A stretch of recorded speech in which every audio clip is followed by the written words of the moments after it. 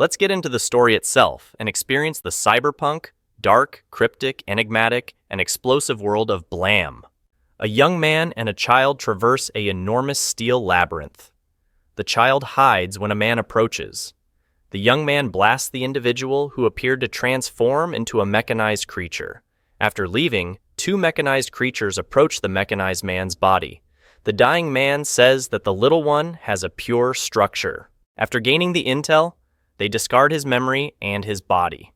The young boy's leg is then shot with a harpoon and is dragged away from Killy, the young man with the gun.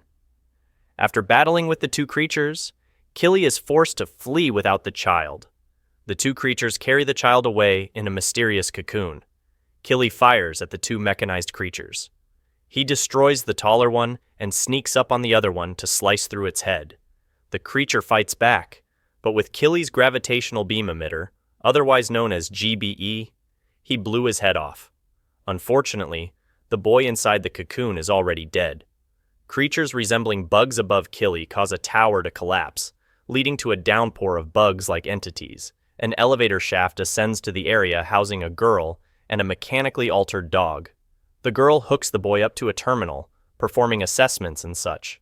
She then makes a call saying there's small irregularities in chromosomes 10 and 11. The system is found in an inhabited area about 3,000 levels above, but we don't know if they are human.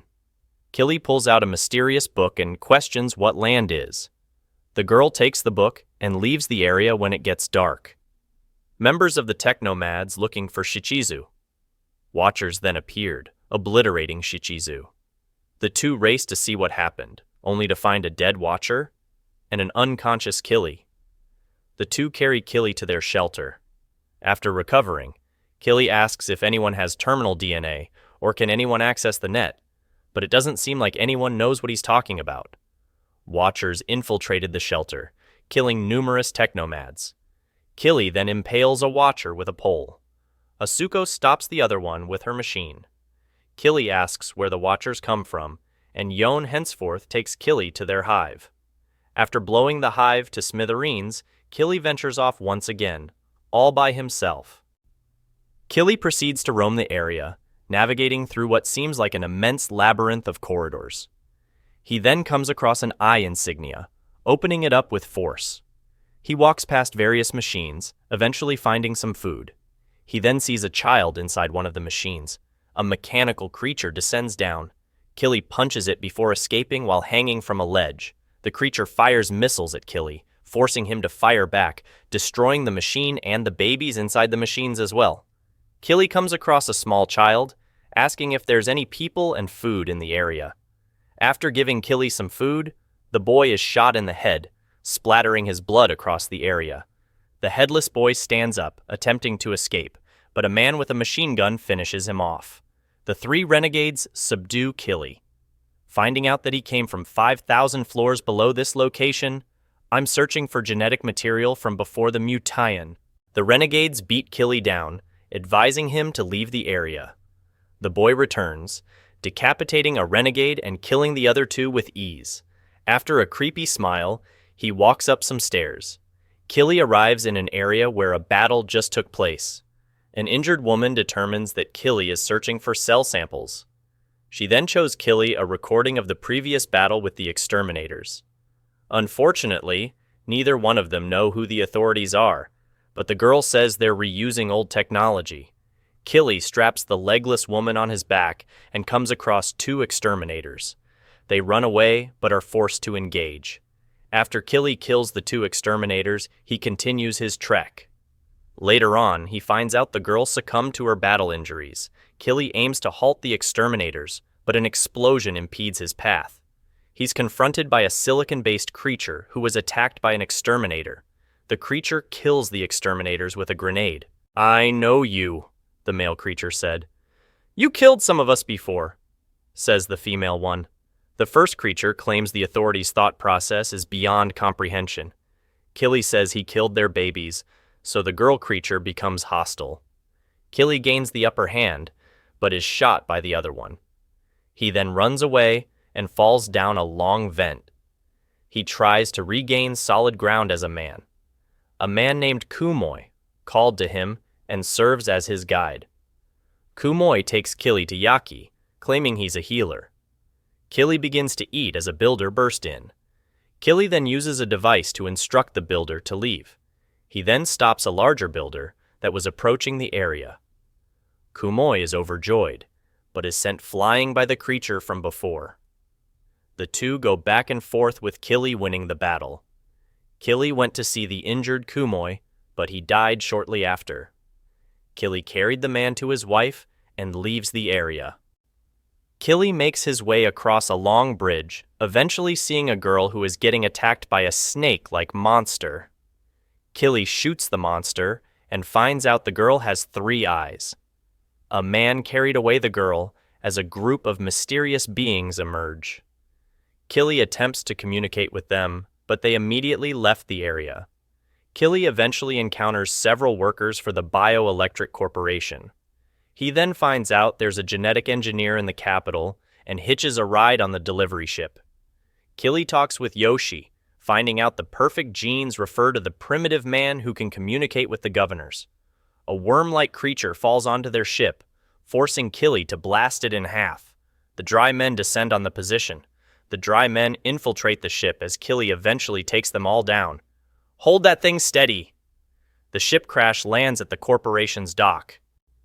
Killy finds out the dry bodies were only attempting to rescue their family. Enraged by this, Killy goes on a killing rampage by obliterating everything. Even with his GBE, some strange levitating creatures halt the rampage, forcing Killy to flee the city. Killy sees what happened to laborers who oppressed the corporation. Killy is eventually approached by laborers who want his GBE. "At least leave us that gun." Killy flees from the men, finding himself in a strange, cylindrical room. A guardian confronts Killy, but Killy kicks him down into the pit. The head of security then sends Killy downward, where the deceased laborers rot. The guardian confronts Killy, but a rotting body says that she reprogrammed him to not see Killy. Sibo, the rotting body, strikes a deal with Killy, agreeing to help him access the corporation's genetic records, since she used to be a top scientist for the corporation. Sibo is hooked up to the corporation system as Killy fights off the numerous guardians. Sibo shows Killy the map, and he heads towards the corporation's president. Killy engages the corporation, losing his left arm in the process. Sibo arrives in a brand new body, disabling the corporation's guards in the process. "Hey, it's been a while, Prez." Thousands of guardians invade the area, forcing Killy to destroy the president. Sibo says there's no network genes on this level, but with his GBE, they can penetrate the next area, and she'll accompany him on his mission. In a flashback, Sibo and a clone of the president conduct an experiment to connect to the netsphere. The experiment begins, and the subject finds herself in a simulation of a grassy plain. A safeguard officer destroys the subject's virtual body, stimulating an infection in her real body. The clone of the president is killed, and the subject's mass converts to safeguards. Eventually, they detonate the facility. "After that, I was recreated from backup data," says Sibo. In the current timeline, Killy's left arm has been fully healed. As the two rest up, 2 cryptic beings wake them up and Killy fired, destroying one. The other one reconfigures its body, saying the presence of a chaotic infection is preventing direct communication. Contact with humans who do not carry the network gene will draw the safeguards. In addition, the city continues to expand at random, developing insecure links between the levels, thus spreading the chaos. To stop the growth, they need to discover the network genes, which is Killy's mission. Safeguards use the tower to materialize. As Killy and Sibo climb to the top, more enemies emerge, but Killy blasts a hole through the mega structure. The structure beneath their feet collapses as the two hang on. From a line, the two reach the next level, which looks like a city. The two move in the direction of organic beings, only to find the remains of a genetic mutation. Another authority, Proxy, says that they failed to protect the settlement and that safeguards are nearby. An explosion injured Sibo in an advanced safeguard with a gravitational beam materializes. The being avoids Killy's shot, knocks him down and infects him with nanobots. They kick him off the ledge. But thanks to Sibo, Killy is saved. The governor explains. There's a cylinder building which acts autonomously from the city. Humans are currently living inside the nets, and there may be someone who carries the net terminal gene. Killy and Sibo investigating a human smell, reaching a sickly man. After the man dies, a girl named Sanakan agrees to take the two to a populated area. Exhausted from the nanobot infection, Killy passes out. Safeguards emerge and Killy uses the last of his strengths to shoot his GBE. Reinforcements come and Sutizo and Pops. Two electrofishers save the three with their rail rifles. The two take them to their settlements via riding in a rail car. Sibo identifies the core structure as being a different material that was made by Toa Heavy Industries. The two electrofishers are surprised by her ability to read. Planters used to live inside Tohei Industries, but no one knows what they did at the village. Zuru, a healer, tends to Killy, Sutizo, and Pops take Sibo to the entrance of Tohei Industries, but they are unsure how to open it. Sibo reads the instructions and opens the hatch. Due to his interaction with the nanobots, Killy possesses new abilities that allows him to scan his surroundings. Unfortunately, Zuru does not carry the net terminal gene. Sibo leads to three through the interior of Tohei Industries, reaching an area that resembles the Earth with clouds, land, and water. The four return to the village saying they'll explore more with Killy at a later time. Killy's analysis determines that Sanakan is a safeguard. Sanakan then transforms. We safeguards will eliminate you squatters without the net terminal gene. Killy and Sanakan stare each other down. The villagers transform into exterminators thanks to Sanakan's barbs. Killy tackles Sanakan, but the girl kicks them off. The two battle back and forth with Sanakan taking the advantage. She fires several beams through the village, resulting in widespread devastation. The electrofishers bombard Sanakan with sustained fire, eventually finishing her off.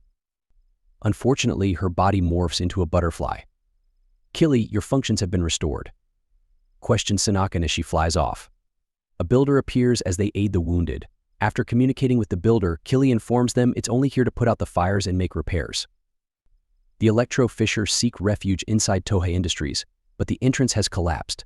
Sibo establishes a neural connection with Killy, enabling them to ascertain the language of the builders, which will allow her to retrieve a builder that can clear the wreckage in front of Tohei Industries. After Sibo leaves on a rail car, a massive creature emerges. Killy fires his GBE, but the creature immediately heals itself. The creature prepares to fire a gravitational beam, but Sibo returns with a colossal builder to stop the safeguard. The builder then clears the blockage to Tohei Industries. The massive safeguard attacks the group as Sanakan materializes behind Killy. Killy fires his GBE, but Sanakan absorbs it. Sanakan informs Killy that he's a safeguard and that the nanobot infection was meant to repair him. We shall cancel you here. Due to the stress of the neural connections with Killy and the builder, Sibo and the builder collapse. Killy and Sanakan begin their fight as Sibo's consciousness is in a virtual reality. An authority proxy advises her to upload into the safeguard's vehicle to overload it. Sibo then interfaces with the vehicle while Killy continues his battle in base reality. As Sanakan seeks the finishing blow, Sibo induces a seizure in the safeguard. Killy blasts her and the massive safeguard burns up. Sibo asks the authority if Killy is really a safeguard, as she's grabbed by a cryptic group of safeguards. The authority says Killy is not a safeguard, but an agent of a previous system. Sibo's physical body spurts blood as her virtual body is cut in half. Sibo's body evaporates, allowing her to release a limiter on Killy's GBE. The colossal safeguard resumes its attack as Killy obliterates the barrage of exterminators. Killy then hooks himself up to the exterminator corpses, siphoning off energy for his gun, which allows a massive energy boost, and with this he's able to blow off the head of the massive safeguard. However, Killy's arm is mangled from the recoil once he returns to the hatch of Toa Industries. He finds no electrofishers. Killy looks to shoot Sanakan, but it appears Sibo's consciousness has commandeered the body for herself. Killy and Sibo entered Toa Industries with a malformed exterminator appearing. The door closes in on them, forcing them to evade it. It appears the safeguards are prohibited from entering Toha. Killy and Sibo look for another entrance as Sibo's body begins to deteriorate. Killy opens the door as he re-engages with Sanakan. After throwing Sanakan, the body morphs into a smaller version of Sibo. Sanakan's consciousness was subdued when Sibo entered Toa Industries, and there's a possibility they might find the net terminal gene in here. The two wander around finding electro-fisherman equipment. Sibo uses an electronic probe to connect to the Toa controlling system. Unfortunately, she was counter-probed, forcing her to cut off her connection. Toha's control system is an AI and it was attempting to kill her. Despite this, Sibo did ascertain a map in her brief connection. With the route blocked, a safeguard enters the vicinity. Killy attempts to shoot, but the weapons of the safeguards are nullified inside of Toha. It turns out these are silicon-based life forms and they waste no time in attacking Killy. Sibo is impaled by the female creature, but she tosses her aside. When two life forms, Mensab and Su, materialize in a bright light. They tell Killy and Sibo their interference is forbidden, causing them to disappear. Ivy demands Mensab to hand over the colonist. Mensab orders Su to attack. Fairy-like creatures carry Killy and Sibo's bodies to a safe area. Su cuts Maeve in half and Ivy is missing an arm. Mensab and Su then evaporate from the area. The fairies say that Toha is divided into 13 caves. Mensab controls Cave 8 and is protecting humans. However, he has cut himself off from the other caves. Sibo hypothesizes they might find the net terminal gene in one of the caves. Sibo receives nutrients from a machine that can produce anything.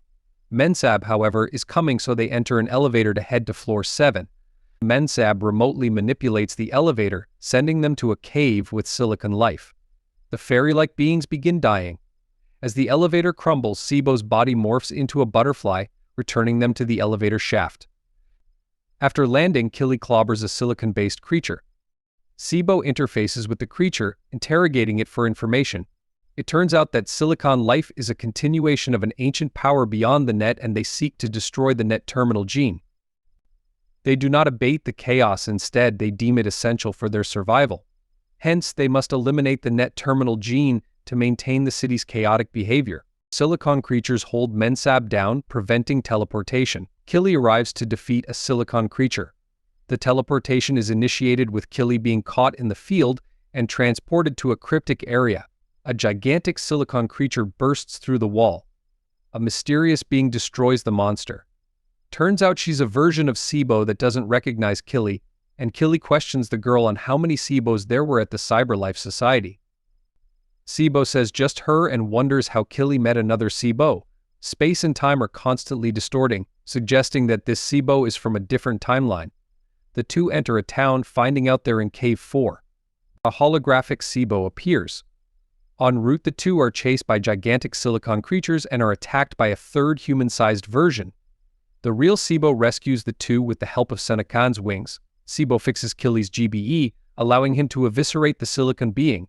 Unfortunately, it regenerates itself and flees the area. The three look for an exit as space-time begins to collapse. Killy punctures a hole through the reactor, but the silicon being from before returns. Killy rips off its head as a 3-head for the exit. The creature impales the alternate Sibo. As Killy is forced to let go of her back in time, the fight of Su versus Ivy and Maeve is shown in brilliant detail. We see how Ivy lost his arm and how Maeve was cut in half at the waist. Killy and Sibo intervene. Killy destroys Ivy's folding blade, forcing him to flee with Maeve. Su's injuries take their toll as Mensab teleports them away. Su's body is repaired, but his mind continues to deteriorate. Killy and Sibo arrive, finding out that humans were transported to K-13 due to recent attacks. Mensab blamed Central for interfering with Su's restoration as the two teleport Killy and Sibo head for K-13. As the electro fissures kill a silicon creature, the fissures return to their new camp, saying they slayed something resembling the safeguards. Mensab and Su convened with Central, the AI overseeing Toha. Mensab wants to restore Su's personality, but Central declines, saying Toha'll depart for a new land. Unhappy with this development, Mensab orders Su to attack. A governor arrives, indicating that he can now enter Toha. Since their agreement is now null and void with Central AI, safeguards have entered Toha to connect with the Central AI. Sibo and Killy must connect first if they want to find the net terminal gene. Killy is knocked out of Sibo's hands as the girl is sent down herself. Sibo writhes in pain, sensing the presence of Senecan. Sibo finds the dead alternate Sibo. She transfers her memory to her counterpart. Senecan resumes control of her body. Killy arrives next to Mensab at Central Toha. Killy implores Central to renew their agreement with the Netsphere. Senecan and Sibo engage in battle while distracted. Senecan is shot in the head by the electro fissures. Maeve sends them downward and begins searching for Mensab. The electro fissures help Sibo up as the girl determines that Senecan is here to destroy the Central AI. Sonokan reaches Killy's location at Central. Killy obliterates the girl, but Sonokan blew up Central AI in the process. Sue regains her memories as Maeve emerges from the Hellfires. Ivy walks in on the affair, fighting Sue as Killy duels Maeve. The dying Central AI informs Mensab that Toa teleportation is proceeding automatically. Mensab and the silicon creatures determine that they'll be destroyed when the teleportation happens. Mensab attempts to link with Central to save the residents from Cave 8, but Maeve destroys everything. Siu splits Ivy's head in half. Mensab hangs from Maeve's extremity, but Killy splatters Maeve to pieces, saving Mensab. Mensab announces that Toha will teleport, and if it doesn't arrive in an empty space, it will be destroyed. Toha begins teleporting, exploding cave by cave. The electro-fissures enter an escape pod, but Sibo, who's operating the pod, does not go aboard, choosing to stay behind. As Toha is crumbling in every direction, Sibo passes out from exhaustion. Mensabs, very like creatures, catch her body, flying it to safety. Mensab tells Killy that the residents of Cave 8 had their minds and bodies separated, the bodies being destroyed after the teleportation. However, Mensab will aid Killy by sending him their digitized information. Mensab and Sue enter a rift in time as Killy is transported out of Toa Industries. Mensab also transported the Universal Constructor out of Toa, and out of the Constructor comes Sibo fully healed. Killy and Sibo proceed to wander about, coming across two naked girls. Frightened, the girls flee. Killy and Sibo chase them down, thinking they might have the net terminal gene. They arrive at a colony of naked women who are all clones of a single woman. Killy determines the net terminal gene is not here and leaves. Sibo finds the original woman hooked up to a machine that is forcibly making her conceive new clones of herself. Killy puts the woman out of her misery. As the two depart, Sibo and Killy reach a megastructure. The two reach a door that is closed. An elevator descends down with a bizarre netsphere entity who is created by builders. The two ride with the entity, asking about the net terminal gene. That being said, he cannot find it, but he does identify a distress signal that they wish to investigate. After 800 hours they arrive at their destination, unable to heal his wounds, still has to get up and battle shift races onto the scene, destroying exterminators, evading Domoshevsky's gunfire and piercing through the man's eye with his blade. The exterminators distract Schiff and take Domoshevsky away. P-Cell observes Killy and Sibo, relaying this information through Schiff to Devine Lulin Vega. Insects attack the two, paralyzing half of Sibo's body. Killy carries Sibo as a giant one burst and the insect morphs into a silicon creature blonde. Killy obliterates him with his GBE. He then carries Sibo to an area where he confronts Domoshevsky. Iko, Domoshevsky's companion, safeguard delays Killy's GBE, allowing Domoshevsky to hit Killy with his sinking bolts. P-Cell reports the events to Schiff, who says they should be dealt with swiftly. Killy is back in the elevator, being returned to his original location from 1 month ago. Killy resists, so the elevator attendant transforms into an exterminator-like being. Killy eliminates the creature by throwing him out of the elevator.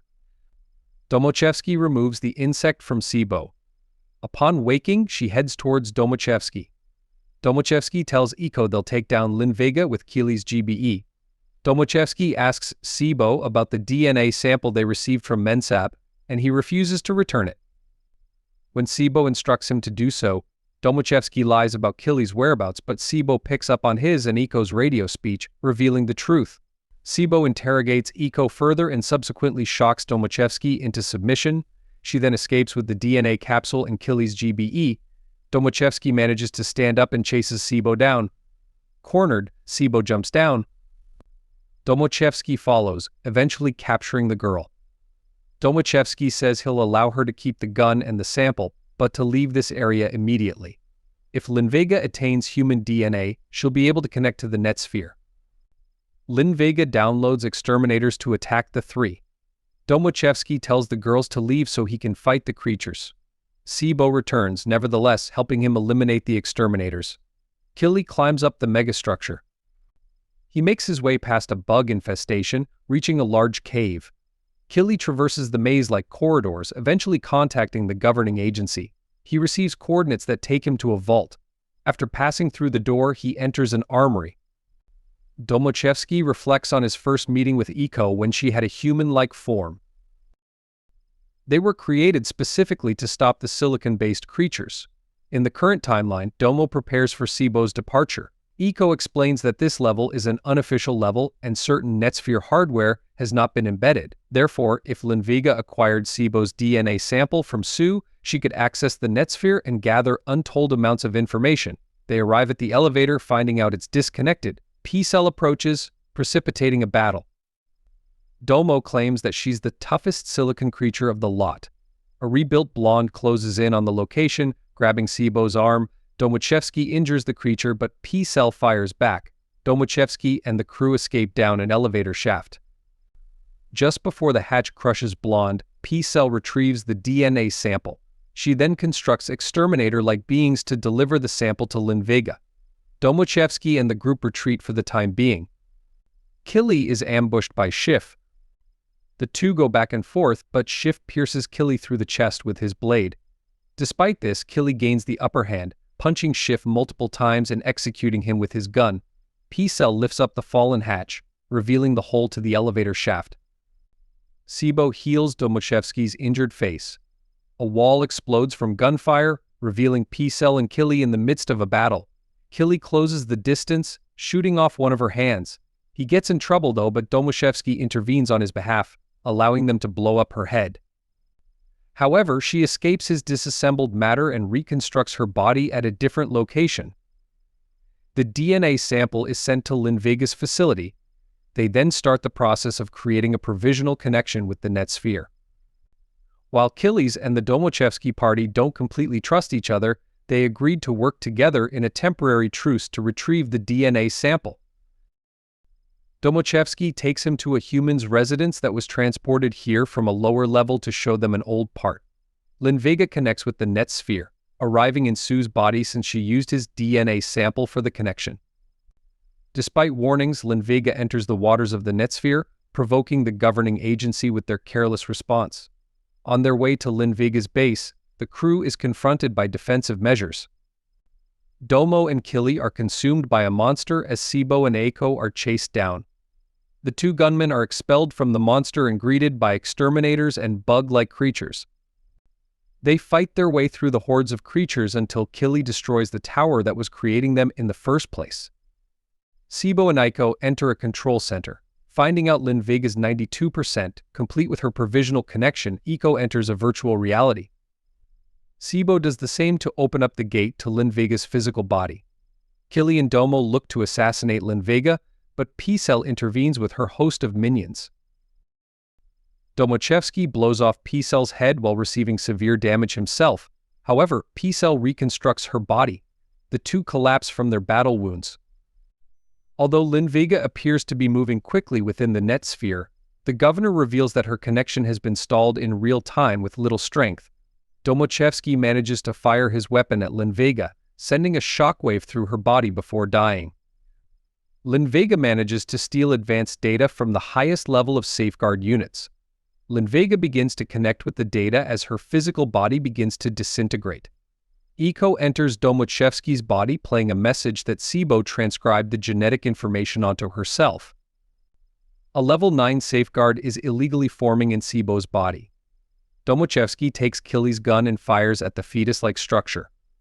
Unfortunately, the fetus transforms into a mechanized creature that looks like Sibo and decapitates Domochevsky.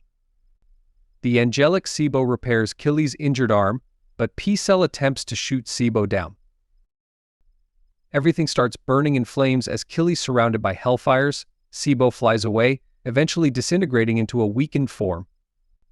A being resembling Senacan reaches the hole that Sibo created in the megastructure to travel to higher levels. The beam communicates with an unknown entity, aiming to chase down Sibo with killing intent. Killy runs through past memories as his body undergoes an extensive repair process. It takes over 14 years for him to repair himself completely. He finds his GBE and fires off several shots. The recoil destroys his right arm, but it recovers sometime later. He then reaches an energy facility, siphoning off the energy for his own purposes. Killy walks through a maze-like city, eventually connecting to a builder who saw Sibo in a memory. The builder looked to help Sibo, but she regained her consciousness on her own. That being said, something seemed off about her. While the builder and her walked around the facility, Sibo passes out from an electrical discharge from her uterus. Sanakan approaches the builder and determines that it's lying about Sibo's whereabouts. Sanakan chose the builder a badge of some sort that makes him change his mind. As they walk together, Sanakan deviates from the builder, confronting a silicon creature. Sanakan knocks him down, but he fights back. After the threat is eliminated, we see another silicon creature stalking Sibo absent-mindedly. Sibo approaches the creature. It fires at her, but Sanakan moves her out of the way. Sanakan announces she's from the governing agency. The creature attacks, nevertheless, forcing her to flee with Sibo. The creature relentlessly attacks the two, but Sanakan evades danger with her quick moves. Once they reach safety, Sanakan attempts to interface with Sibo. The memories are scattered, but she still remembers her name. Sanakan says her orb is very important, but the builder warns her not to listen to the governing agency. A silicon creature uses a sniper rifle to blast Sanakan in the head. The creature blows apart the builder. It grabs Sibo, but the builder squeezes down on its tentacle-like extremity. Sanakan recovers, blasting the creature with her GBE. Upon seeing this, Sibo is reminded of Killy. With Killy finished watching the video footage, Killy battles a silicon creature inside of a durable exoskeleton. He eventually destroys it and finishes her off. Killy is then drawn by a voice that leads him to a decaying body. Killy grabs the device that was making the noise, taking it with him. Killy then follows a cryptic robot with the help of the voice that he's carrying with the device. Killy reaches the robot and encounters a society of robots. I'm looking for the net terminal genes. Are there any humans around here? The robots take him to a human corpse that is connected to the area's control systems. Killy leaves the area with Mori, speculating that this dying man built the builders in the area. Killy finds an exit ascending a large spiral staircase. Mori, the voice coming from the device that Killy's holding, attempts to steal Killy's body, but it doesn't work. Killy finally reaches the exit, seeing only vast amounts of darkness. A silicon creature claims that Killy is the first living being he's ever seen. The being conjectures that raw materials were stored here for a city. The core access tower most likely stabilized the contents of this place, but a watchman safeguard now oversees it. Killy destroys the silicon creature, much to the surprise of Mori, and eventually heads to the tower. On his way to the tower, Killy is ambushed by hordes of safeguards. After taking care of them, he climbs up the tower. Reaching a ledge to stand on, a female safeguard emits a noise that temporarily stuns Killy. She looks for the kill, but Killy snaps out of it and blows her to pieces. Killy reaches a platform that elevates him to a higher region of the tower. Killy then faces a door, pulling out his GBE. An explosion knocks Killy down. All safeguard comes racing out, bites down on Killy and tosses him like a rag doll. The safeguard watchman undergoes a transformation. He then shoots Killy with an energy blast. Killy returns the favor, eliminating the safeguard in the process. Afterwards, it's discovered that Killy lost his right eye in the previous battle. We find Sanakan split in half at the torso. Silicon Knights then smash Sanakan to bits. They then grab Sibo from the head. Sanakan's virtual body arrives in the netsphere. She demands to go back into base reality, but an authority administrator says that plans have changed. That being said, Sanakan is allowed to download into base reality under the condition that if she dies, she won't be able to return to the netsphere. Sanakan downloads into the city with an upgraded safeguard body. Mori communicates a message to Killy that the level 9 safeguard Sibo can be used to save the city.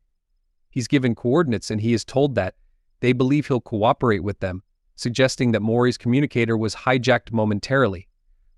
Sibo's body is dismantled by the silicon creatures who are seeking to control the core and the thing growing inside. Sanakan then disrupts a gathering of silicon creatures by getting her hands dirty. The Silicon Knights put up resistance, but Sanakan incinerates them with ease. Sanakan infects a silicon creature, turning it into her henchmen. Sanakan-controlled creature destroys the others, but a silicon enforcer decapitates the rogue creature. Sanakan arrives in the inner sanctum of the silicon hideout, seeing Sibo's dismembered state. After eliminating the commanding creature, Sanakan grabs Sibo's body, reattaches it, and blows up the silicon hideout while leaving.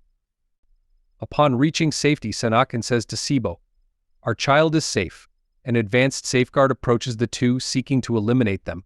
It disables Sanakan's weapon and traps her against a wall. It then grabs Sibo's body, looking to bite down on the orb. The creature mysteriously blows up, though, due to a shot from Killy's GBE. The exterminator recovers quickly, severing Killy's right arm. Killy gets ready to shoot the exterminator with his left hand, but the exterminator traps him in a sphere. Sanakan shoots her left hand at the exterminator, allowing Killy to break free and shoot the exterminator from point-blank range amidst all the wreckage. Sanakan says to Killy, "Protect the sphere." There is an uncontaminated place. Killy wonders what she means by this as he goes to grab the sphere. Unfortunately, with sphere in hand, both Sanakan and Sibo are dead. A reanimated portion of Mori's consciousness exists in a virtual reality. She walks through a murky town that resembles a version of an older Earth. Strolling through the village, she encounters numerous people sleeping who do not wake with stimulation. A small golem says the people cannot die but instead sleep forever. The golem says he's an AI of a toy and takes Mori to a worm, like being with the face of a human.